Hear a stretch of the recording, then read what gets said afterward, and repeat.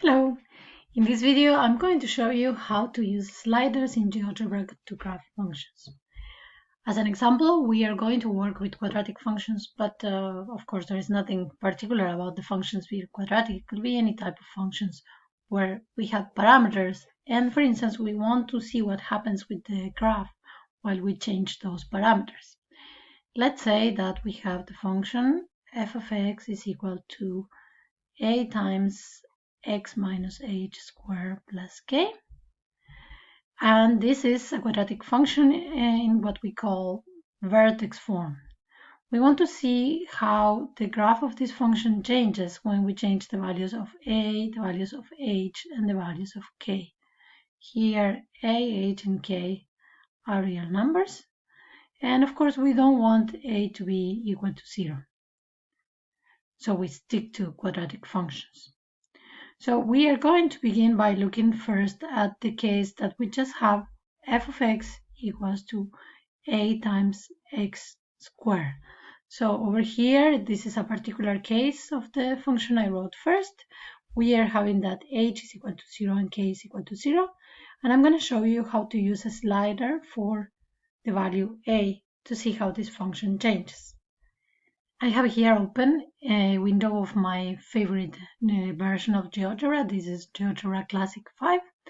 And I'm going to begin by creating a slider for the value a. So over here on the top, the second last icon gives me a slider. I just have to select it and then select the position for the slider and say how I want to call it. I'm going to call it a.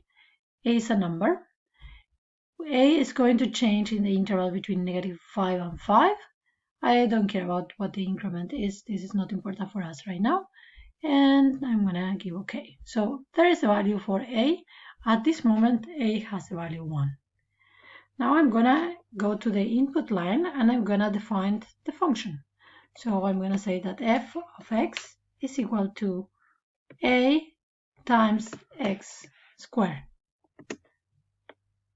So because a is at this moment 1, the function that I have graphed at this moment is f of x equals x squared.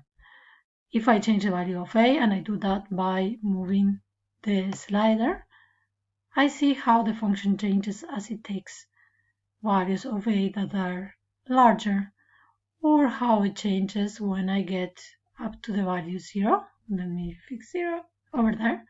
Yeah, that's a value we do not want. And how it changes for negative values. So here I have my slider A to play with it and see how the function changes. I can create the function g that has also the values h and k for the parameter as I mentioned before. I'm going to do that by first creating 2 new sliders. So I'm going to call one of them h.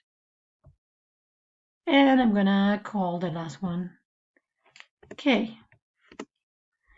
And then I can define a new function. Let's say g at the value x is given by, and I have a times x minus h, all of that square, plus k. And that's the red function.